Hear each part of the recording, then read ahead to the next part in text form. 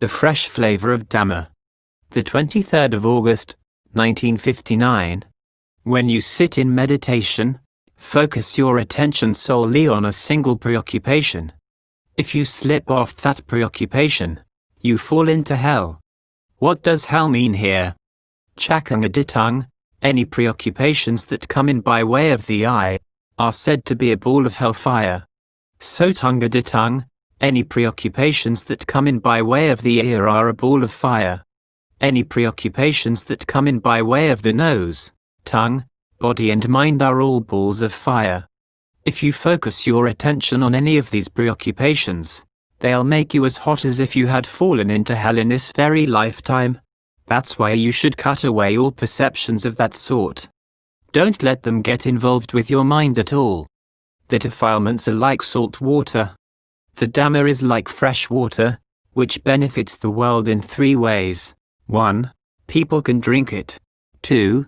It washes things clean. And 3. It helps plants to grow. As for salt water, you can't drink it. You can't use it to wash things clean. And if you use it to water plants, they'll die. A person who sits fermenting in his defilements is like a saltwater fish. Saltwater fish have a strong, nasty smell.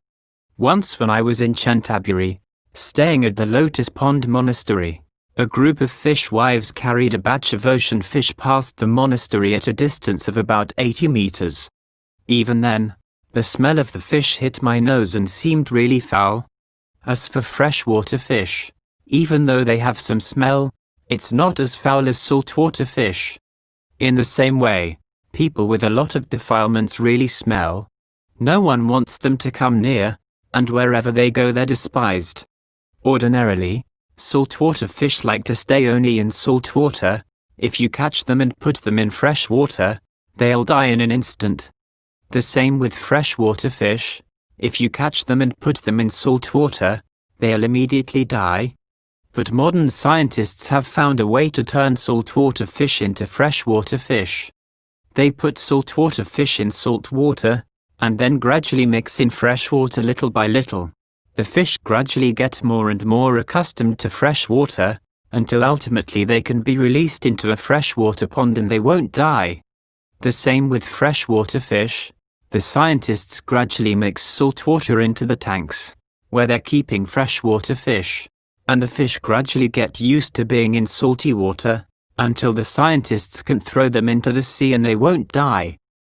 In the same way, people who are full of defilements are like saltwater fish.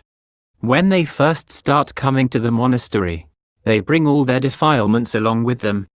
Then, as they start tasting the flavor of the Dhamma, as they chant and meditate, their hearts gradually get further and further away from their concentrated saltiness, i.e., their greed, anger, and delusion.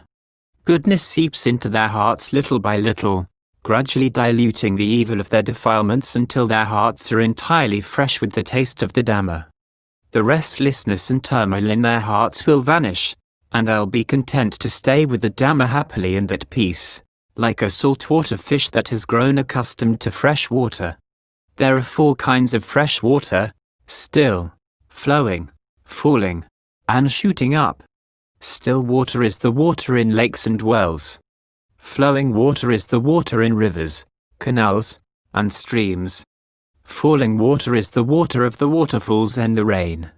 Sometimes this type of water is so heavy and cold that it turns into hailstones, which can hurt as they hit you on the head.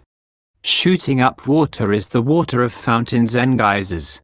In the same way, there are different kinds of Dhamma, so you can choose to stay with whichever of the 40 types of meditation themes you like.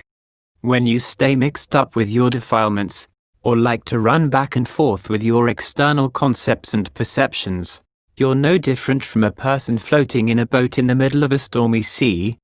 You can't sit or lie down to get any rest because the waves are constantly striking, making you dizzy and nauseous all the time.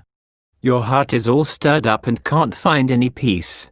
All you can do is cry out, "I'm dying. I'm dying." But when you try to pull yourself out from the mass of defilement or the bulls of hellfire, bringing your mind into the qualities of the Buddha, Dhamma, and Sangha, and establishing it in concentration, then you free yourself from the wind and waves. You're like a person who has reached the shore and is standing on firm ground. A person on firm ground can sit, lie down, stand, walk, or jump around as he likes. He's much more comfortable than a person out on the ocean. For this reason, we should train our hearts to reach right concentration, absolutely cutting off all our external concepts and perceptions. In this way, we'll all gain shelter and rest. The flavor of the Dhamma is like ambrosia, the nectar that, when you drink it, makes you immortal. If you live with the Dhamma, then when you die you will go to a good destination, as a Visuddhi Deva, a Deva pure in body and mind. This sort of person doesn't die easily, and doesn't die at all in the same way as people in general. If you aspire to the deathless, you should wash your thoughts and deeds with cool, clean, clear, pure Dhamma so that they're sparkling clean. That way you'll meet with the flavor of the deathless and go beyond death, reaching the transcendent and Nibbana at last.